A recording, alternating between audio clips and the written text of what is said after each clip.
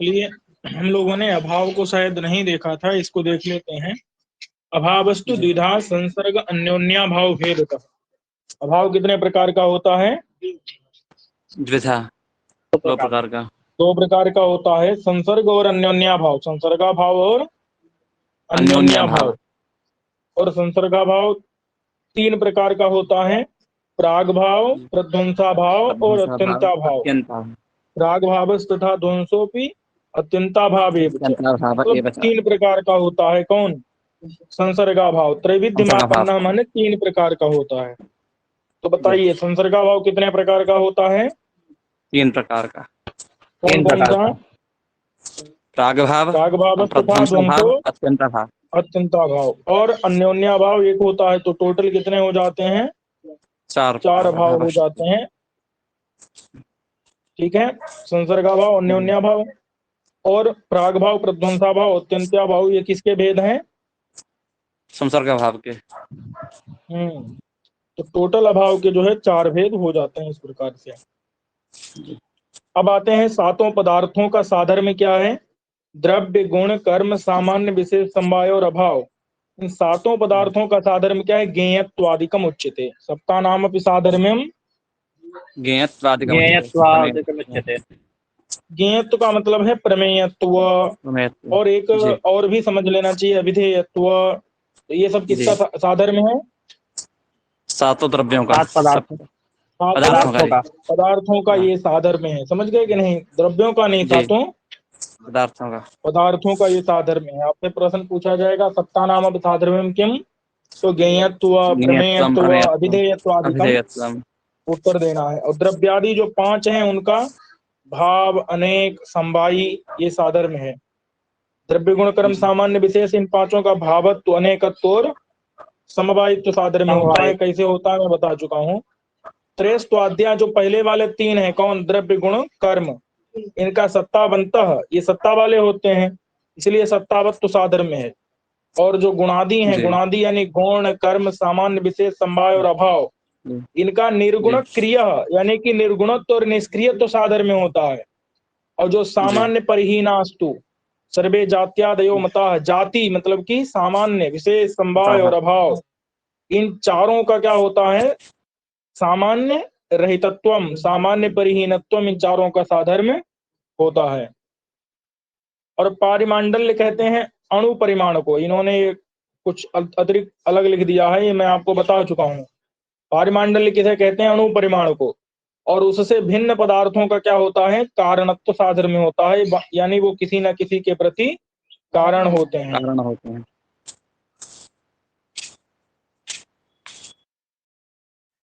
चलिए, अब यहाँ पर हम आपको कारण का लक्षण बता चुके थे। अन्यथा सिद्धि शून्य हो और नियत पूर्ववर्ती हो। जो अन्यथा सिद्ध ना हो और कार्य से ठीक पूर्व काल में विद्यमान रहे, उसे क्या कहते हैं? कारण कहते हैं। समवायी, असमवायी और निमित्त तीन प्रकार का होता है। समवायी का लक्षण यत संवेतम कार्यम भवति ज्ञेयम तु समवायी जनकम, कल बता चुके थे। और तत्र आसन्नम, तत्र यानी समवायी कारण में, आसन्नम यानी समवाय संबंध से विद्यमान रहते हुए, जनक यानी जो कारण होता है वो असमवायी कारण होता है, जिनसे बचा हुआ तीसरा कारण होता है। ये हम आपको बता चुके थे। अब अन्यथा सिद्ध बता रहे हैं। तो देखिए, पहला अन्यथा सिद्ध हमने आपको बताया था, कहाँ तक है? ये न सा पूर्व भाव। दूसरा अन्यथा सिद्ध ये है, कारण मादाय बायस्य। कौन सा है? दूसरा अन्यथा सिद्ध है। और तीसरा अन्यथा सिद्ध कौन सा है? यहां से लेकर के यहां तक तीसरा अन्यथा सिद्ध है। चौथा अन्यथा सिद्ध कौन सा है? यहां से यहां तक। और पांचवा अन्यथा सिद्ध कौन सा है? ये। समझ गए कि नहीं? जी। 5 अन्यथा सिद्ध हैं। येन सा पूर्व भाव पहला, कारण मादाय वा यस्य दूसरा, अन्यम प्रति पूर्व भावे ज्ञाते यत् पूर्व भाव विज्ञानम तीसरा, जनकम प्रति पूर्ववर्तिताम अपरिज्ञायन यत् गृह्यते चौथा, अवतिरिक्त मथापि यद् भवे नियतावश्यक पूर्व भाविनः, ये पांचवा है। इसमें आपको सिर्फ पांचवा महत्वपूर्ण है तो याद रखना है, ठीक है? और अन्य अगर नहीं करेंगे तो भी चलेगा, लेकिन अन्य के उदाहरण तो याद होने चाहिए। ठीक है, उदाहरण क्या है पांचों के? बोलिए। दंडत्वादिकम पहले। पहले दंडत्व, दूसरा दंड रूप, किसके प्रति, किस कार्य के प्रति, घट कार्य के प्रति। घटादि के प्रति। हर जगह याद रखना है कि ये जो 5 बताए गए हैं किसके प्रति बताए गए हैं, घट कार्य के प्रति। घट कार्य के प्रति ये 5 बताए गए हैं। दंडत्व, दंड का रूप, और व्योम, तृतीयम तो भवेद व्योम, व्योम मतलब आकाश, आकाश, और कुलाल जनक यानी कुम्हार के पिता, और पंचम जी। रासव, रासव यानी मिट्टी लाने गधा। वाला, गधा इत्यादि। ये घट कार्य के प्रति क्या है सभी, अन्यथा सिद्ध कारण। तो बताओ सबका याद हो गया कि नहीं, कौन कौन से नंबर पर है। जी परम। तो बताओ जी। चौथे पर कौन है, कुम्हार के पिता। सब नहीं जी, कुलाल। कुलाल का जनक। जनक। समझ रहे हो कि नहीं। जी जी। जी। अब यहाँ पर हम इनके लक्षण एक बार देख लीजिए, याद कर लीजिएगा, कोई बहुत बड़ी बात नहीं है।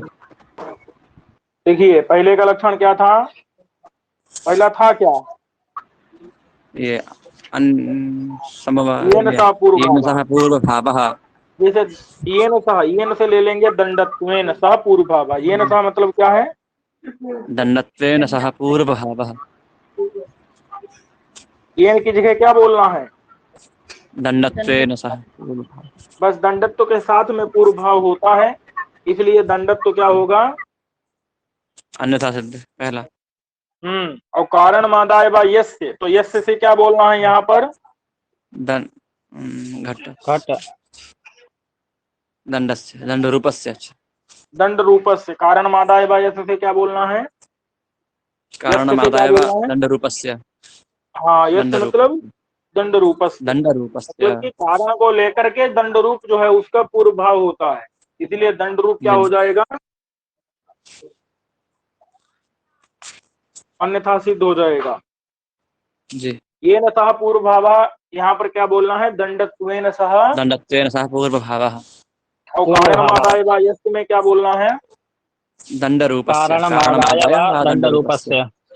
हाँ पूर्व भावा भी जोड़ लो, कारण मादाय व यस्य, यस्य माने दंड रूपस्य पूर्व भावः, समझ गए कि नहीं। जी। इसलिए दंड रूप हो जाता है अन्यथा सिद्ध, और दंडत्व भी हो जाता है अन्यथा सिद्ध। अन्यथा सिद्ध। तो कैसा है ना, घड़े के पहले दंड रहता है लेकिन वो दंडत्व के साथ में रहता है कि नहीं, जी। घड़े के पहले दंडत्व रहता है, लेकिन हाँ इसीलिए ये न सह कह दिया।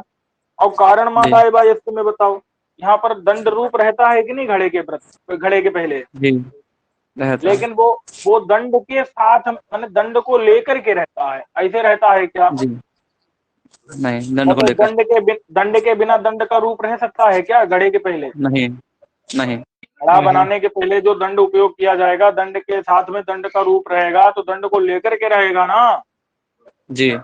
ये दंड को छोड़ करके दंड का रूप कहाँ रहेगा, दंड को लेकर रहेगा। इसीलिए यहाँ पर कारण मादाय व यस्य, यस्य माने दंड रूपस्य, दंड रूपस्य जो है ये दूसरा हो जाता है।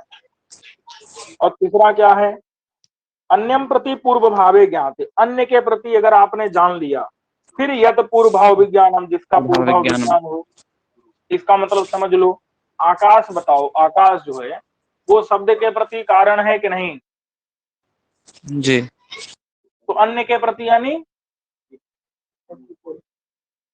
बोलो, शब्द के प्रति, शब्द के प्रति अगर पूर्व भाव जान लिया माने कारण जान लिया आकाश को, फिर यत पूर्व भाव विज्ञानम, यत माने आकाश, जी यत माने आकाश, पूर्व भाव विज्ञानम माने कि शब्द के प्रति हमने जान लिया आकाश क्या है, पूर्व भाव है, पूर्व भाव मतलब कारण है, फिर यत पूर्व भाव विज्ञानम माने आकाश का पूर्व भाव विज्ञान हो रहा है, यानी कि फिर से आकाश, घड़े के प्रति भी कारण पता चल रहा है, तो ये घड़े के प्रति कारण बन नहीं सकता। समझे कि नहीं, जी। क्या समझे, जो शब्द अन्य के प्रति कारण हो चुका है, फिर दूसरे के प्रति कारण नहीं हो सकता। यही बात समझनी है, कि जी किसी अन्य कार्य के प्रति जिसके कारणत्व का पूर्व वृत्तित्व का ग्रहण हो गया, सिद्धि हो चुका है। तो उसके जी बाद जिस कार्य के प्रति उस कारण का ग्रहण किया जाता है वो उस कार्य के प्रति क्या हो जाता है? अन्यथा सिद्ध कारण। तो अन्य कार्य, जैसे हमने शब्द रूपी कार्य ले लिया, शब्द के प्रति जी समवायी कारण कौन होता है? आकाश होता है। आकाश। ये जी चीज पहले पता चल गई। अब हम जो है घड़े के जी प्रति उस आकाश को कारण नहीं बना सकते, बनाएंगे तो वो क्या हो जाएगा? घड़े के प्रति आकाश अन्यथा सिद्ध है। अन्यथा सिद्ध हो जाएगा। भाई अन्य कोई समझ रहा है कि नहीं? यह सब अन्यथा सिद्ध है जी। क्या? क्या समझ में आ रहा है? आकाश किसके प्रति कारण है? शब्द के प्रति। शब्द ये बात पता चल गई ना? शब्द, क्योंकि शब्द गौतम आकाश। आकाशम। आकाशम। शब्द का समवायी कारण कौन होता है? आकाश। आकाश। तो अन्यम प्रति मैंने शब्द के प्रति पूर्व भाव ज्ञात हो गया, तो अब बताओ आकाश का जो है घड़े के प्रति पूर्व भाव हम कह नहीं सकते। नहीं क्या? माने अब घड़े के प्रति वो कारण नहीं बनेगा। अब जनकम प्रति पूर्व वृत्तिताम अपरिज्ञान यस्य गृह्यते, इसका मतलब समझ लेना है थोड़ा। इसका मतलब ये है कि बताओ कुम्हार का जो पिता है वो पिता घड़े के प्रति, घड़े के पहले था, मतलब घड़े के प्रति कारण है, लेकिन कब? जब घड़ा कुम्हार बनाए तब ना। जी क्या समझे? जो कुमार का पिता घड़े के प्रति तभी कारण है जब कुमार घड़ा बनाएगा, तो नहीं बनाए तो? नहीं कारण है। नहीं। इसका मतलब है कि किसी वस्तु का कार्य, माने कोई वस्तु जो है घड़ा उत्पन्न जी हो रहा है, तो घड़े का उत्पन्न जी करने वाला जो है वो जब घड़े को जी उत्पन्न करेगा तभी घड़े के उत्पन्न जी करने वाला का जो उत्पन्न करने वाला वो घड़े के प्रति कारण बनेगा। जी मतलब ये समझ लो कि जब तक घड़े के जो घड़े का बनाने वाला है उसके प्रति जी पूर्व वृत्तिता है किसकी? पिता की। उसके बाप की। तो वो जब जी तक अपरिज्ञान मतलब नहीं जानी जाएगी तब तक घड़े के प्रति भी उसकी पूर्ववृत्तता गृहीत नहीं होती है, घड़े के प्रति जी कारणता ज्ञान नहीं होता है। इसीलिए जो है हाँ, कुलाल का जो मतलब ऐसे समझ लो आप, यहाँ पर पहले कौन था? कुलाल का पिता, उससे उत्पन्न पिता हुआ कुलाल कुमार और उससे उत्पन्न हुआ घड़ा। घड़ा। तो ये ध्यान दो कि ये वाला जो होता है वो क्या हो जाता है? पूर्ववर्ती। इसके प्रति अन्यथा सिद्ध हो जाता है। समझ गए कि नहीं? जी क्यों? क्योंकि ये जो घड़े का जनक कौन हुआ? ये कुलाल कुमार। कुलाल हुआ। और कुलाल के जी प्रति जब तक इसकी पूर्व वृत्तिता इसके बाप की ना पता चले तब तक इस घड़े के प्रति इसकी पूर्व वृत्तिता पता चल सकती है क्या? नहीं। नहीं चल सकती। जी इसलिए इसीलिए यहाँ पर जो है ये जो कुलाल का पिता है वो क्या हो जाता है? अन्यथा सिद्ध हो जाता है। अनसिद्ध और कारण। जी पांचवा जो है वो आप समझ लो यहाँ पर से कि नियम से जो कार्य के पूर्व रहने वाले हैं उनके अतिरिक्त जो कुछ भी है वो अन्यथा सिद्ध है। जी तो बताओ अगर क्या न हो, माने गधा ना हो, तो बताओ घड़ा बन जाएगा कि नहीं बन जाएगा? बन जाएगा। लेकिन दंड ना हो तो बनेगा? नहीं नहीं नहीं बनेगा। तो बनेगा। नियम से कार्य के पूर्व में रहने वाला कौन हुआ? दंड। इसका मतलब क्या है? तो उसके अतिरिक्त कौन हो गया? गधा। गधा। तो वो क्या हो जाएगा? जी अन्यथा सिद्ध। नियम से कार्य के पूर्व में रहने वाला कौन हुआ? जैसे कुंभकार हो गया, और क्या हुआ? जी दंड हो गया। शी और रस शीबर क्या रस जो भी धागा हो हो गया गया। सब कुछ कार्य के पूर्व में, कपाल हो गया, वो सब चीजें। तो ये क्या है? नियम से कार्य के पूर्व में रहती, इनसे अतिरिक्त गदा वदा जो कारण भी है। कुछ है वो सब क्या होता है? अन्यथा सिद्ध हो जाता है। अन्यथा सिद्ध। जी तो वही बता रहे हैं कि अतिरिक्त अथापि यद भवेत नियत आवश्यक पूर्व भावी, जो ये जी नियत चीजें हैं आवश्यक जो है उनसे पूर्व भावी जो चीज, मतलब नियत रूप से आवश्यक जो पूर्व भावी है वस्तुएं, जी उसके अतिरिक्त जो कुछ भी है वो सब क्या हो जाएगा? अन्यथा सिद्ध हो जाएगा। अन्यथा सिद्ध। और ये पांच हैं, इन पांचों का हम आपको बता दिए हैं। दंड तो पहला है और दंड रूप दूसरा है, और तीसरा व्योम है, चौथा कुलाल का पिता है, पांचवा रासव है, और वही जी आवश्यक वाला है। समझ गए कि जी नहीं? जी तो इसको आप याद कर लीजिएगा। अब एक बात याद रखनी जी है कि समवायी कारण हमेशा कौन होता है? द्रव्य। और असमवायी कारण हमेशा कौन होता है? गुण और गुण कर्म। कर्म। यही याद रखना है आपको। समवायी कारण होना ये द्रव्य का साधर्म है। समवायी जी। कारण हमेशा कौन होता है? द्रव्य होता है, द्रव्य के अतिरिक्त तो कोई भी। समवाय कारण नहीं हो सकता। और असमवायी कारण कौन हो सकता है? गुणकर्म मात्र, मतलब गुण और गुण और कर्म। कर्म का साधर्म है क्या? जी, असमवाय कारण असमवाय कारण गुण और कर्म का साधर्म है। साधर्म है। हाँ, इसका मतलब असमवायी कारण हमेशा कौन होगा? गुण या कर्म। और कौन कारण नहीं हो सकता? द्रव्य नहीं हो सकता। अच्छा, द्रव्य समवायी कारण नहीं होता है क्या? नहीं, असमवाय कारण नहीं हो। वो थोड़े पूछ रहे हैं कौन कारण ही नहीं हो सकता। विशेष विशेष भी होता है, सामान्य विशेष। सामान्य भी होता है, सामान्य भी कारण होता है, विशेष भी होता है, समवाय भी होता है, अभाव भी होता है, सब के सब कारण होते हैं। सिर्फ एक चीज ऐसी है जो 7 पदार्थों में जो कारण नहीं हो सकती, उसका नाम क्या है? अभाव। परमाणु। परिमाण। परिमाण। पारिमांडल्य भिन्नानाम कारणत्वम उदाहरणम। जी, अणु ने। जो पारिमांडल्य है, पारिमांडल्य यानी अणु परिमाण माने परमाणु परिमाण, जी। और दोनों का परिमाण, वो कारण नहीं हो सकता। उसके अतिरिक्त जी, सब कारण है, हो सकता है। कोई भी हो, पारिमांडल्य से भिन्न कुछ भी हो, वो चाहे द्रव्य गुण कर्म सामान्य विशेष संभाव हो, कुछ हो, सब कारण होता है। समझ गए कि नहीं किसी ना किसी के प्रति? जी। जी। अच्छा बताओ, सामान्य कहाँ रहता है?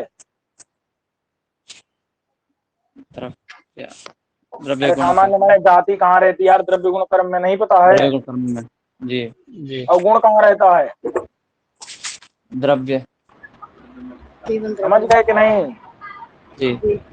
अभी बताओ किसके किसके सर पर घड़ा रखा है? हाँ? अरे बोलो, जल्दी जल्दी बोलो भाई, किसके सर पर घड़ा रखा है? किसके सर? अरे नहीं रखा है तो फिर बोलो, नहीं रखा है, रखा नहीं है तो रखा है सर। यानी कि नहीं अभाव रखा। हो गया सर पर, घड़े का अभाव कहाँ है? सिर पे। पर। सर के ऊपर, मतलब अभाव भी किसी में रह रहा है कि नहीं रह रहा है? सर के ऊपर रह रहा है, जी। नाक के ऊपर रह रहा होगा। जी। समझ जी। गए कि नहीं? जी। ठीक। तो इस प्रकार से मतलब कहने का अभाव भी रहता है किसी के अंदर, सामान्य भी रहता है, गुण द्रव्य के जी। अंदर, कर्म द्रव्य के जी। अंदर, अवयवी द्रव्य जी। नहीं, अवयव द्रव्य के अंदर रहता है।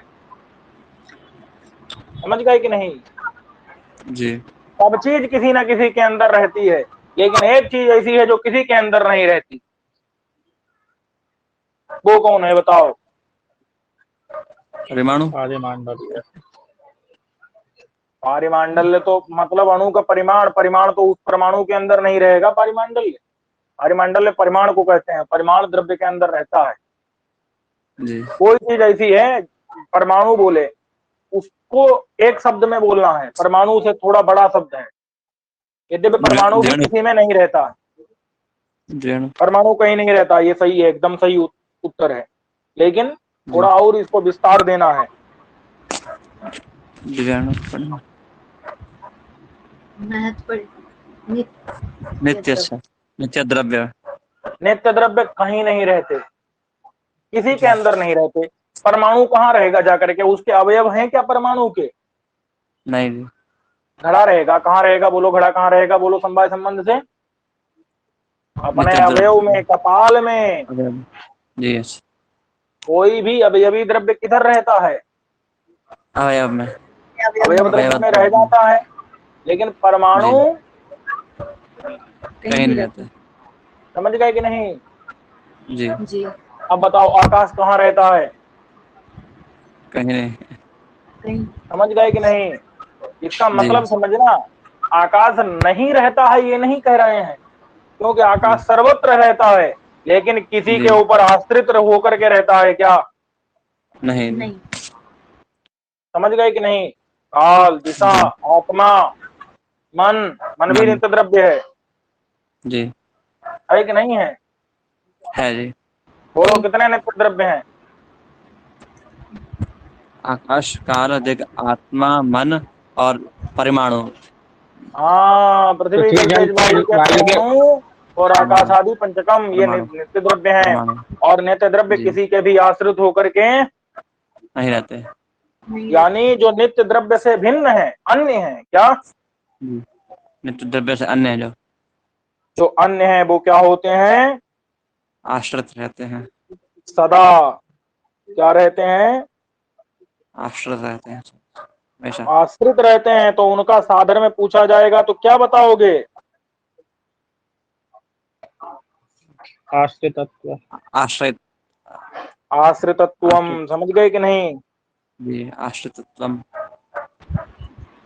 यही तो लिखा है, नित्य द्रव्येभ्यः अन्यत्र आश्रितत्वम। नित्य द्रव्यों से भिन्न जो भी, अब इन्होंने द्रव्य बोल दिया, लेकिन इसको काट दो। नित्य द्रव्यों से भिन्न जो भी है उसका साधर्म क्या है? आश्रितत्व। आश्रित। समझ गए कि नहीं? जी जी। अन्यत्र नित्य द्रव्येभ्यः आश्रितत्वमिहोच्यते। नित्य द्रव्यों से अन्यत्र, चाहे कुछ भी हो, कोई भी हो, उसके अंदर कौन सा साधर्म रहता है? आश्रितत्व का साधन, क्योंकि वो किसी न आश्रितत्व। किसी के, आश्रय में रहते हैं, किसी आश्रय में रहते हैं। लेकिन लेकिन नित्य द्रव्य, उनका कोई आश्रय नहीं। नहीं है। इसलिए वो उनका साधर्म नहीं है आश्रितत्व। लेकिन नित्य द्रव्यों को जी छोड़ करके बचा हुआ कोई भी पदार्थ हो, वो आश्रित होता है, उसका साधर्म आश्रितत्व होता है। समझ गए कि नहीं? जी जी। और चित्यादि जो नौ है उनका साधर्म क्या है? द्रव्यत्व। द्रव्यत्व मतलब द्रव्यत्व। द्रव्यत्व उनमें रहेगा कि नहीं, चित्यादि नौ में? जी जी जी और गुणयोगिता, गुणवत्वम, समझे कि नहीं? जी जी। द्रव्यत्व और गुणयोगिता यानी गुणवत्व, गुणयोगिता। क्योंकि गुण गुण रहते हैं कि नहीं द्रव्य में? जी रहते हैं। जी। और क्षिति, जल, तेज, पवन और मन, इनमें क्या साधर्म है? परत्व, अपरत्व, मूर्तत्व, परत्व क्रिया, मूर्तत्व वेग, वेगा। समझे कि नहीं? जी जी तो ये सब जो है इनके अंदर रहते हैं, इनका ये साधर्म होता है। और काल, जी। ख, आत्मा और दिशा, ख माने आकाश। इनका क्या आकाश। होता है? सर्वगतत्व। सर्वगतत्व माने सभी द्रव्यों में साधर्म में है, व्याप्त रहते होना। हैं ये लोग।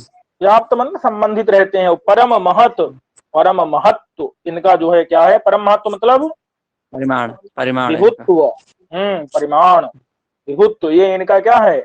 साधर्म है। साधर्म है। साधर्म।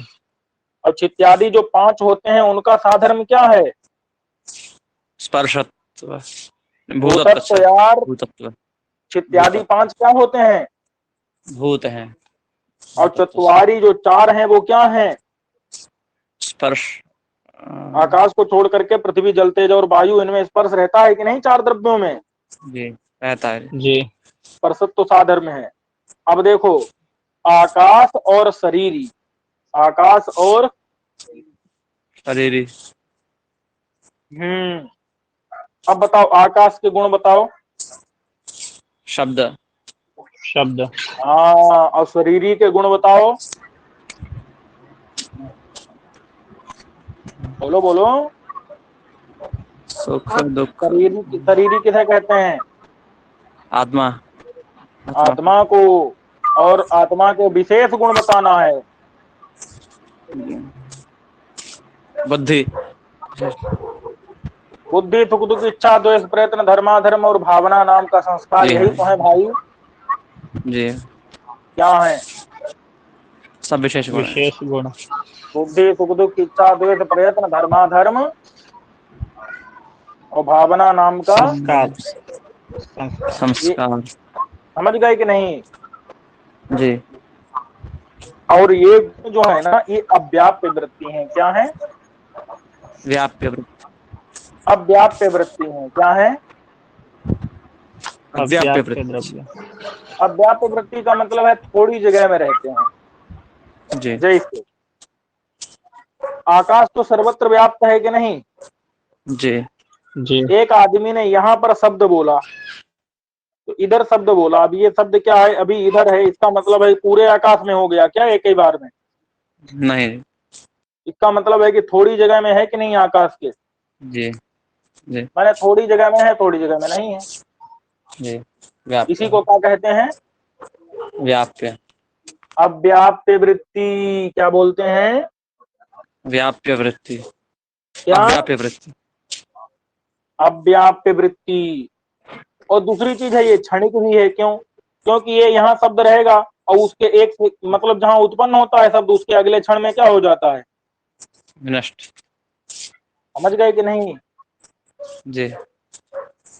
लेकिन एक कोई कपड़ा है, उसके अंदर कोई रूप है, अब बताओ वो रूप इधर रहेगा थोड़ी जगह में, वो थोड़े में नहीं रहेगा, ऐसा होता है क्या? नहीं जी। अरे वो तो पूरे में रहता है ना भाई। जी, संपूर्ण और वो कपड़े में। तुरंत तुरंत नष्ट हो जाता है क्या अगले क्षण में? नहीं जी। इसका मतलब क्या है कि क्षणिक है क्या? नहीं जी। और वो अव्याप्य वृत्ति है क्या? नहीं जी। वो व्याप्य वृत्ति है। क्या है? व्याप्य वृत्ति। लेकिन अव्याप्य वृत्ति विशेष गुण और क्षणिक विशेष गुण किसमें रहते हैं?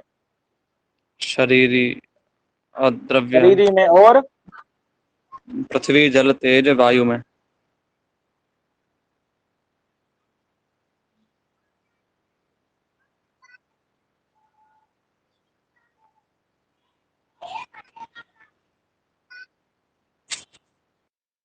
क्या समझे भाई? अव्याप्य वृत्ति और क्षणिक वृत्ति गुण और विशेष क्षणिक विशेष गुण किसमें रहते हैं? पृथ्वी जल तेज वायु और आत्मा में। नहीं, ऐसा नहीं है। सिर्फ आकाश में रहते हैं और आत्मा में अच्छा, रहते हैं। आत्मा में। जी। यही समझना है। देखो जो कपड़ा है वो कपड़ा क्या है? पृथ्वी है कि नहीं? जी। अच्छा, पृथ्वी में कोई भी आप विशेष गुण बताओ, जैसे रूप है, रस है, जी। विशेष गुण है कि नहीं? पृथ्वी में रहता है। जी। गंध। लेकिन वो जिधर रहता है वो पूरे में रहता है या वो थोड़ी जगह में रहता है, थोड़ी जगह में नहीं रहता है? पूरे में। अरे पूरी पृथ्वी में है कि नहीं यार, हमको ये जी। बताओ बस। जी है। अब चाहे पृथ्वी का कोई उदाहरण ले लो, एक टुकड़ा ले लो, उसमें भी पूरे में रहेगा कि नहीं? जी। जी। तो अव्याप्य वृत्ति होगा कि व्याप्य वृत्ति? व्याप्य। व्याप्य व्याप्य वृत्ति वृत्ति। होगा। और क्षणिक हो? अच्छा वो बताओ, क्षण भर में नष्ट हो जाता है क्या पृथ्वी का कोई भी विशेष गुण? नहीं, नहीं। इसका मतलब क्षणिक नहीं है। यानी कि क्षणिक नहीं है। लेकिन आत्मा का कोई भी गुण ले लो आप, विशेष गुण लेना, लेकिन सामान्य वाले मत लेना। हम बता चुके जी। हैं पहले ही, विशेष गुण इच्छा द्वेष प्रेरणा दूसरे ही क्षण में नष्ट हो जाता है। जी। कोई भी ले लो, बुद्धि, बुद्धि माने ज्ञान। पता है ज्ञान एक सेकेंड रहता है केवल, उसके बाद में नष्ट हो जाता है। वो तो आत्मा जी। में क्या पड़ जाता है? भावना नाम का संस्कार। संस्कार। संस्कार। और वो भावना नाम का संस्कार वैसा वैसा होता है। वो क्षणिक नहीं होता है, क्षणिक। वो बना जी। रहता है।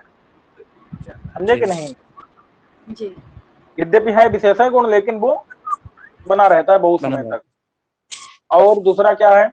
बुद्धि है, सुख है, सुख दुख है, इच्छा द्वेष प्रयत्न, ये सब ऐसे हैं जो क्या होते हैं? एक क्षण में उत्पन्न होते हैं और दूसरे क्षण में। विनष्ट हो जाता। नष्ट। और इनमें कम से कम तीन तो ऐसे हैं, बुद्धि, ज्ञान, इच्छा और कृति। कौन कौन? बुद्धि ज्ञान इच्छा कृति। मैंने भाई बुद्धि में ज्ञान, इच्छा और कृति, तीन तो ऐसे हैं जो क्या होते हैं? नष्ट हो जाता है, क्षणिक है। जहां उत्पन्न हुए तुरंत नष्ट हो जाते हैं। जी। और वैसे आकाश के अंदर जो शब्द नाम का विशेष गुण है वो भी नष्ट। जहां उत्पन्न हुए तुरंत नष्ट हो जाएगा। बात समझ में आई कि नहीं? जी। जी। हम्म।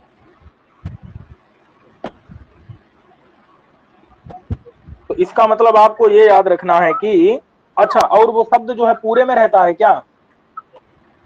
नहीं। अब एक प्रश्न है आपसे, क्या बुद्धि पूरे आत्मा में रहती है?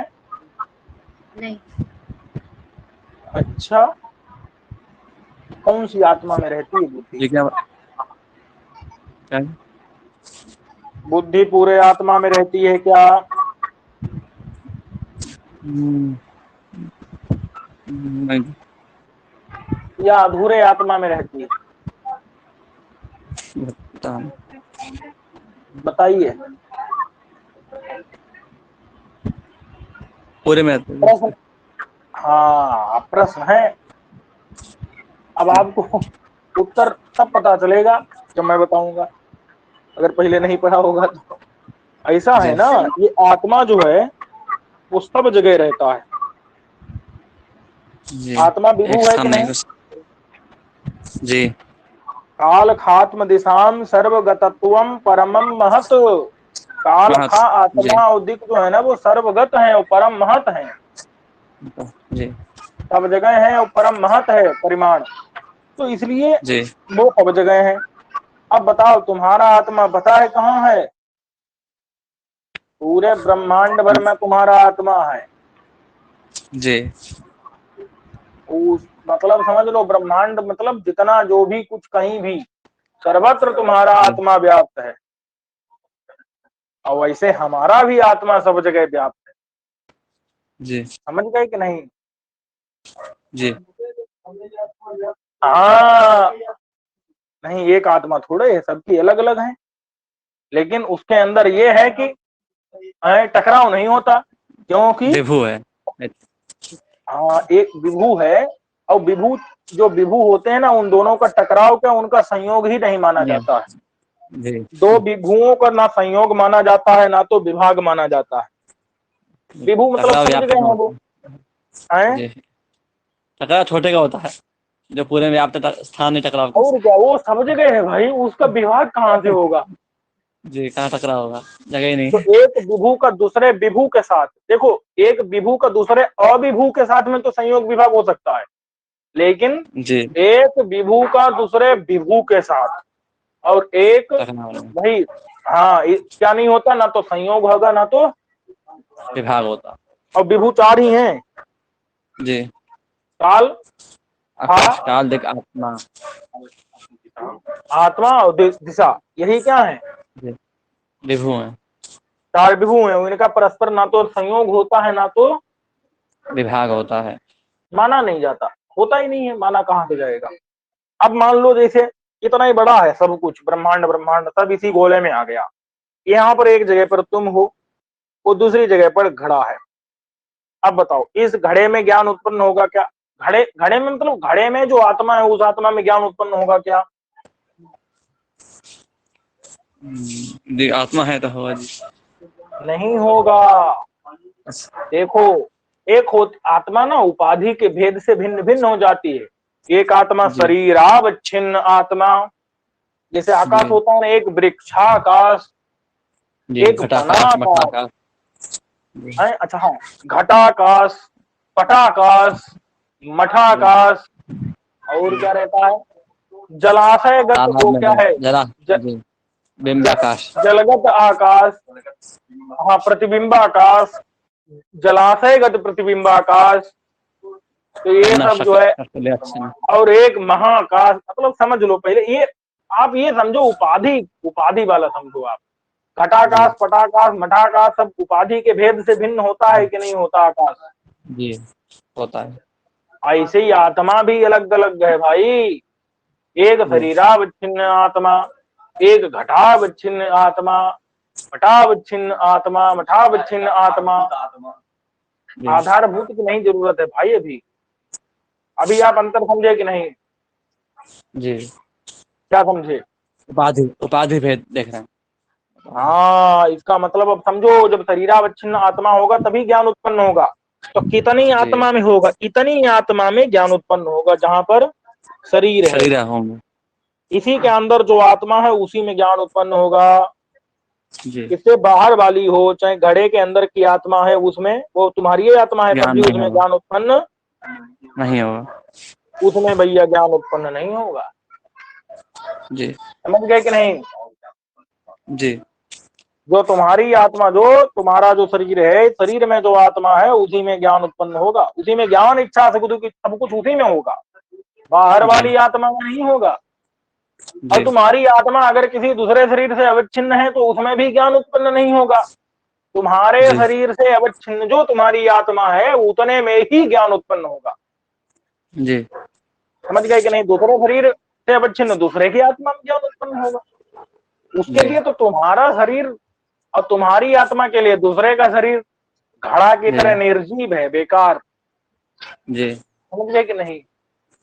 जी उस आत्मा का जो है शरीर, वो वहीं पर ज्ञान उत्पन्न, उसी शरीर में नहीं, शरीर से युक्त उसी उतने उतने आत्मा के उतने टुकड़े में। ध्यान देना, आत्मा के टुकड़े होते नहीं है, लेकिन मान लिया, कल्पना कर लिया कि उतने आत्मा के उस अंश में ज्ञान उत्पन्न होगा। और ज्ञान ही नहीं, सुख दुख इच्छा द्वेष प्रयत्न उतने में होगा। समझे कि नहीं समझे? जी अब देखो भाई, समझ लो, आप थोड़ा कल्पना करो कि आपका आत्मा कहाँ पर है। आपके शरीर में भी है, शरीर से बाहर पूरे कमरे में आत्मा ही आत्मा है, पूरे ब्रह्मांड जी में आत्मा है भाई। लेकिन शरीर से, शरीर के अंदर वाली जो आत्मा है, उसी में ज्ञान उत्पन्न हो रहा है। जी समझ गए कि नहीं? और तुम्हारी जो बाहर जी आत्मा है, इधर उधर भटक नहीं रही है, क्योंकि आत्मा में क्रिया होती है क्या? नहीं, नहीं विभु है, होती भाई। विभु है। आत्मा तो विभू भैया, इधर उधर टहलता नहीं है। समझ गए कि नहीं?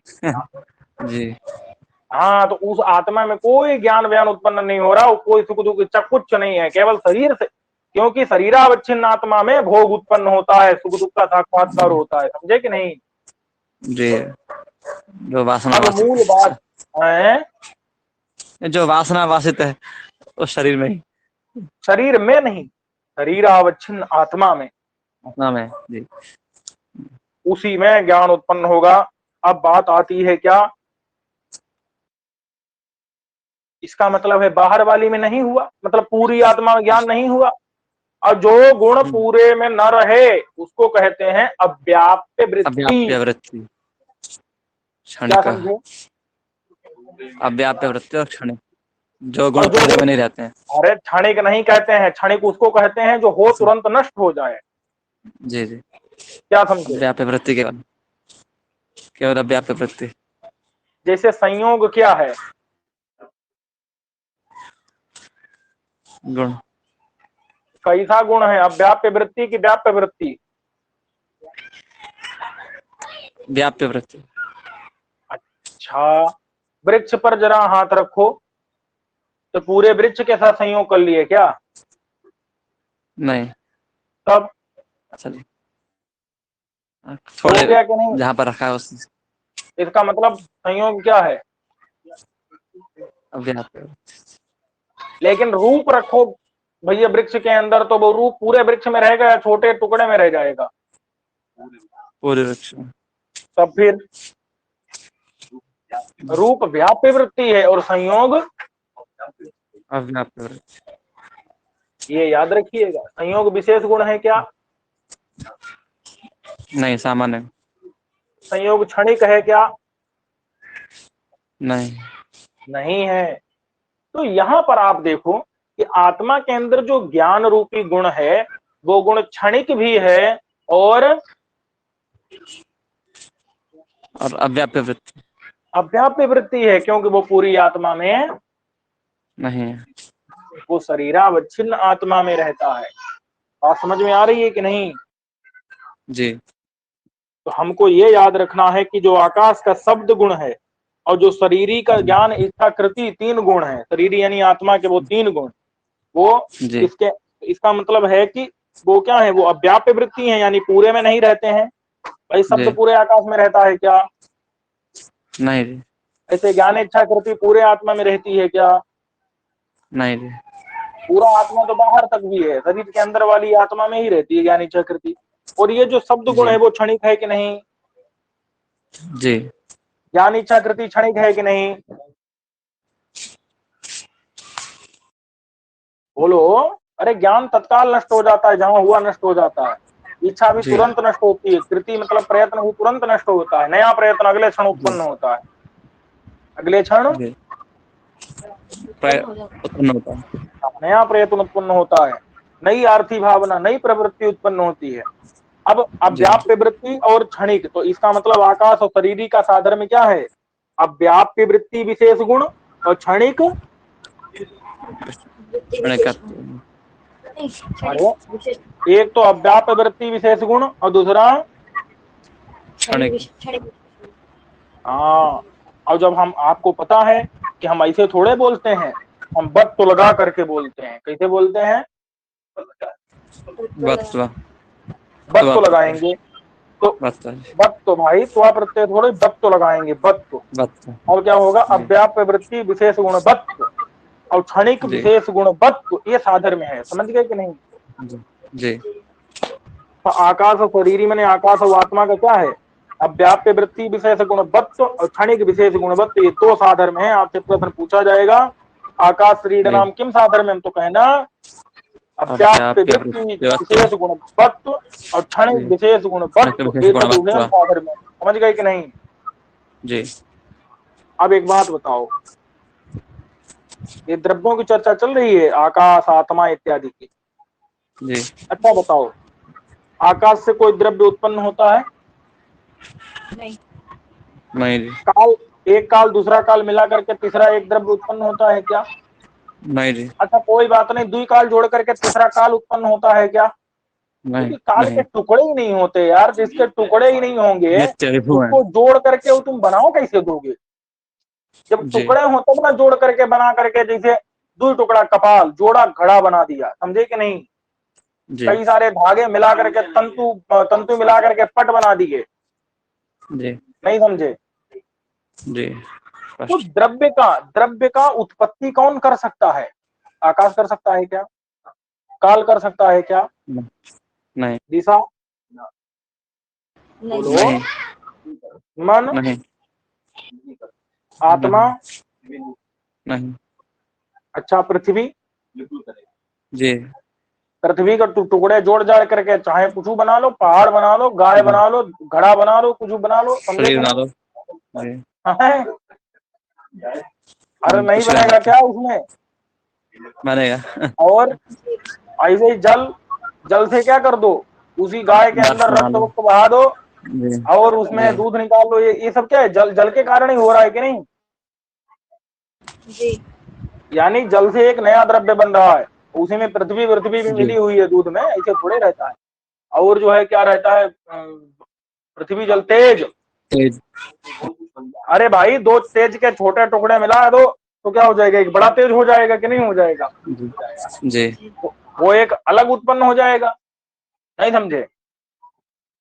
तो तेज जी। जी और वायु, दो छोटे वायु मिला करके एक महावायु बनाया जा सकता है, जी नहीं समझे? दो को क्यों जी मिलाओगे यार? जब महावायु बनाना होगा तो 18 वायु मिलाओ, क्या समझते हो? 49 वायु जी नहीं चले मरुत, 49 मरुत चला दो, क्या दिक्कत है? तो एक महावायु जी बन जाएगा। इसका मतलब जी। है कि द्रव्य का आरंभ ये चार ही कर सकते हैं। एक नए द्रव्य का आरंभ, चार हो सकते हैं, नए का मतलब, पृथ्वी जल तेज वायु। नए का मतलब इन चार से अलग कोई बनेगा ऐसा नहीं है, वो थोड़ा देखने में उसका रूपांतरण हो जाएगा, मतलब हाँ ऐसा नहीं है कि उसका मूल तत्व ही अलग हो जाए, समझे कि नहीं?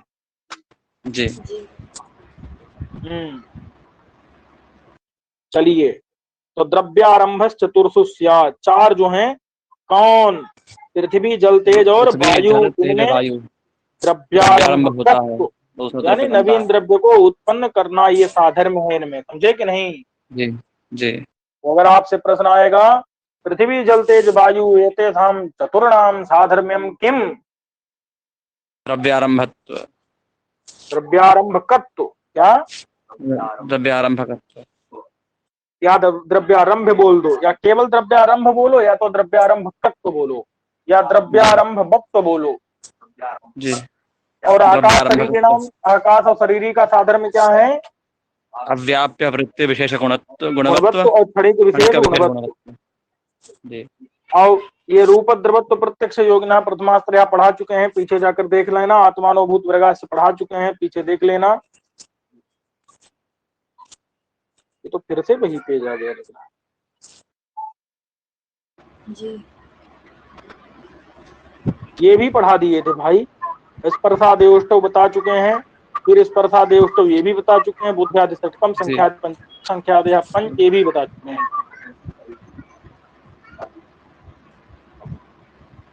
अब ये पढ़ना है, ये पृथ्वी जो है तत्र क्षिति गंध हेतु नाना रूपवती मता। समझ गए कि नहीं? क्षिति, क्षिति मतलब क्या होता है? पृथ्वी। अब वो गंध की क्या होती है? कारण। हेतु होती है, मतलब गंध समवाय कारण संबंध से कहाँ रहता है? पृथ्वी में रहता है, क्षिति में रहता है। माने पृथ्वी गंध का हेतु है, पृथ्वी गंधवती है, पृथ्वी में गंध समवाय संबंध से रहता है। और पृथ्वी में कितने रूप रहते हैं? नाना रूप। तो नाना रूपवती मता, पृथ्वी नाना रूप वाली मानी गई है। कौन कौन से रूप होते हैं भैया? शुक्ल, नील, पीत, रक्त, नील हरित, पीत कपित, चित्र। हरित कपित क्षेत्र भेदा ये तो सप्तविध। आप लोगों ने याद किए होंगे, मुझे विश्वास है। जी। षड विधस्तु रसस्तत्र, पृथ्वी में कितने प्रकार का रस रहता है? तो तत्र माने पृथ्वी में षड्विध। 6 प्रकार का रस रहता है। मधुर, अम्ल, लवण, कटु, कषाय और कषाय, तिक्ता। पित्त। ये 6 प्रकार का रस रहता है।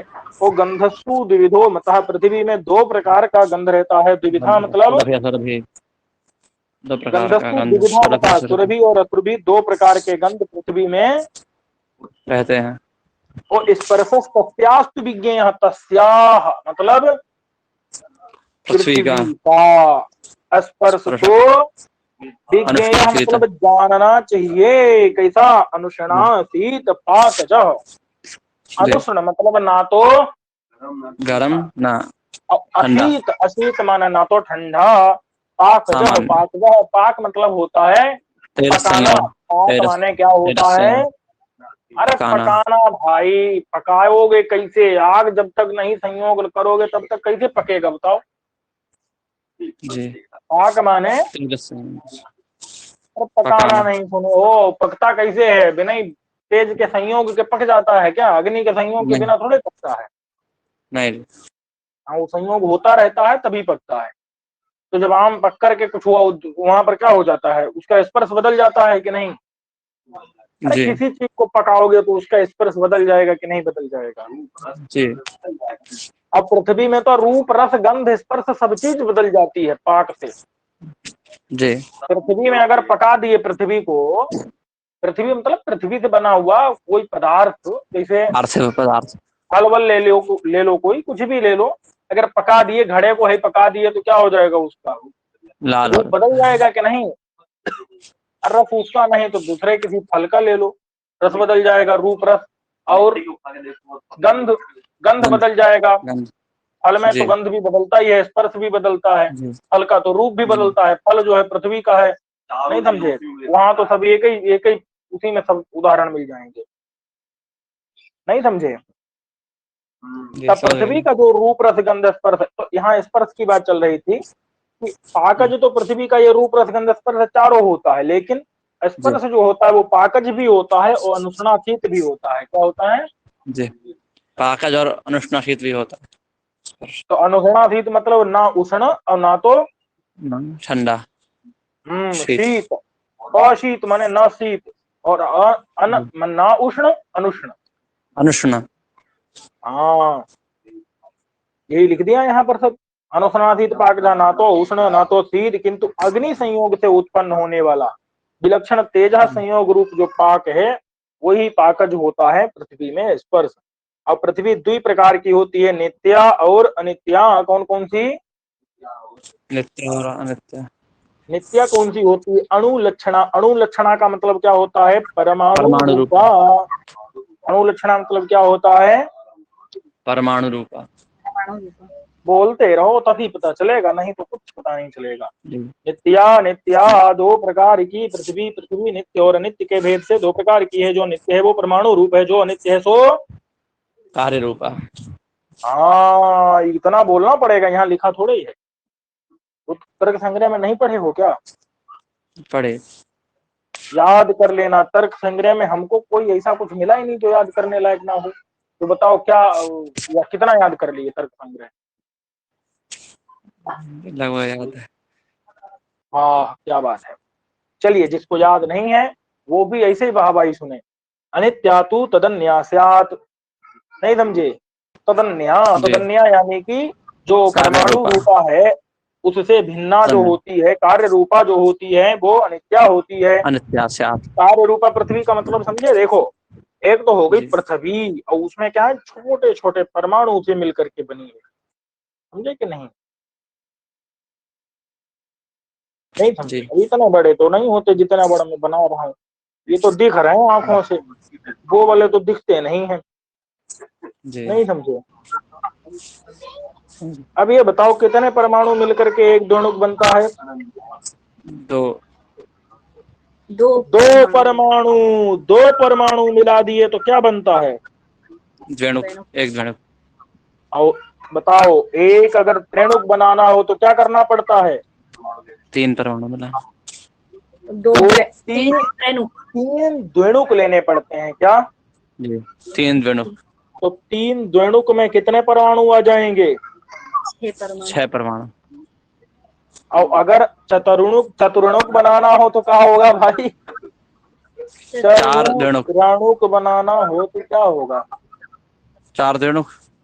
4 त्रिणुक लेने पड़ेंगे, क्या समझे? 4 त्रिणुक। एक त्रिणुक में कितने? 6। और वैसे ही 4 त्रिणुक लेने पड़ जाएंगे, मतलब कि तो 24। कितने हो जाएंगे टोटल? 24 परमाणु। ऐसे ही 5 पंचाणुक बनाने में क्या लगेगा? 5 चतुर्णु लेने पड़ेंगे। 5 चतुरणुक चतुस्रणु। लगेंगे। 5 क्या लगेंगे? चतुरणुक लगेंगे। तो एक चतुरणुक में कितने परमाणु? 24 24 पंचे 100। अरे 20 कितने होते हैं भाई? 120 120। तो 120 परमाणु लगेंगे किसमें? एक पंचाणुक में। और षडणुक बनाने में क्या लगेंगे? 6 पंचाणु। 6 पंचाणुक लगेंगे। तो 120 का 6 गुना 12, 5 72 720 520। और फिर जब एक सप्ताणुक बनता है तो उसमें कितने परमाणु रहते हैं? 7 षडणु। 7 षडणु। 7 षडणुक रहेंगे सप्ताणुक में, यानी 72 से गुणा कर लो किसका? 7 का। कर करके अपना देख लेना भाई। 7 दूनी 14, 4 7 सते 49, 1 50। 5040।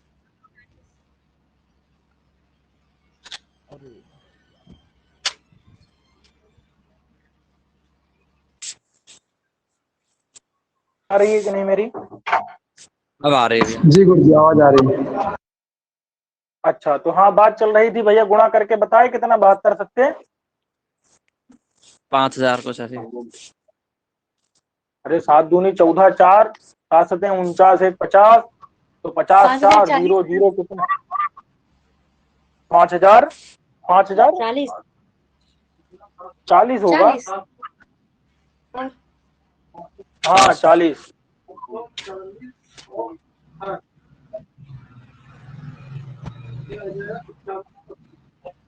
720 से करना था। हाँ सर। 7 को 7 से होगा ना? 5040 तो हो गया। चलिए ठीक है, ऐसे करके करने की जरूरत नहीं है भाई। इतना करोगे तो पूरा मठ बन जाएगा इतने परमाणुओं में। तो समझ गए कि नहीं? जी।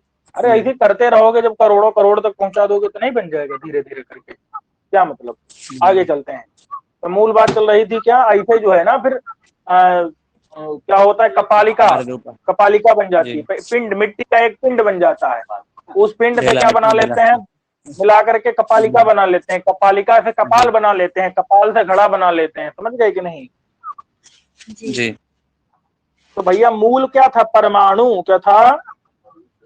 परमाणु। वो परमाणु रूपा पृथ्वी जो थी वो क्या थी? नित्या थी। और उसके बाद जब 2 परमाणु, 6 परमाणु, 24 परमाणु, 6 परमाणु दिखना शुरू हुई ना, तो 24 परमाणु, और उसके बाद 120 परमाणु, 720 परमाणु, 50-40 परमाणु, 500040 परमाणु,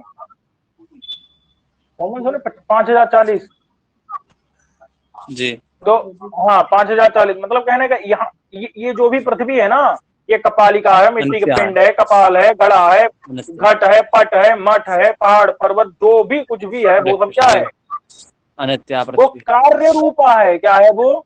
कार्य रूपा, कार्य रूपा है, परमाणुओं से मिलकर के बनी है ना, तो कार्य रूपा है। क्या है वो? कार्य रूपा, कार्य रूपा पृथ्वी है। बात समझ में आ गई कि नहीं? और जो कार्य रूपा पृथ्वी होती है उसका तो विनाश होता ही है, हो जाता है, निश्चित रूप से होता है भाई, इसलिए वो अनित्य होती है। आगे चलिए, अनित्या तु तदन्यासात् सैवा अवयव योगिनी, उसी में अवयव का योग रहता है, मतलब उसी में अवयव रहते हैं भाई जी। ये परमाणु में भी रहते हैं क्या? परमाणु रूपा पृथ्वी में अवयव रहते हैं क्या? नहीं, जो दो अणु मतलब द्वेणुक है उसमें 2 अवयव रहेंगे, परमाणु इसे वो जो है मतलब अवयव रहते हैं किसमें? ऊपर वाले में। परमाणु में कोई अवयव नहीं रहता। परमाणु से ऊपर जितना भी मिला जुला करके बनाते हैं उसमें अवयव रहते हैं कि नहीं रहते? जी। अरे यार किसी का नाम ले लो भाई, कुछ भी ले लो, कपालिका ले लिए, तोड़ करके 2 अवयव बन जाएंगे कि नहीं? द्वेणुक को ले लो, 2 अवयव उसके टूट करके 2 परमाणु बन जाएंगे, लेकिन परमाणु से नहीं आगे। इसका मतलब परमाणु निरवयव होता है, लेकिन और ऊपर जो भी कार्य रूपा जो भी है वो क्या होगा? परमाणु तो कहते हैं उसको जिसका पूरा नाम। बात समझ में आई कि नहीं? जी। जो कार्य रूपा पृथ्वी है वो क्या होगी? अवयव योगिनी, अवयव योगिनी होगी, अवयव वाली होगी। और वो जो है 3 टाइप की होती है। कौन कौन सी? देह, इंद्रिय और विषय। आता है कि नहीं संग्रह में? शरीर इंद्रिय विषय भेदात। समझ गए कि नहीं? अब ये शरीर इंद्रिय और विषय जो है हम लोग कल एक बार देखेंगे। इस पाठ को यहीं तक रखते हैं, ठीक है? जी।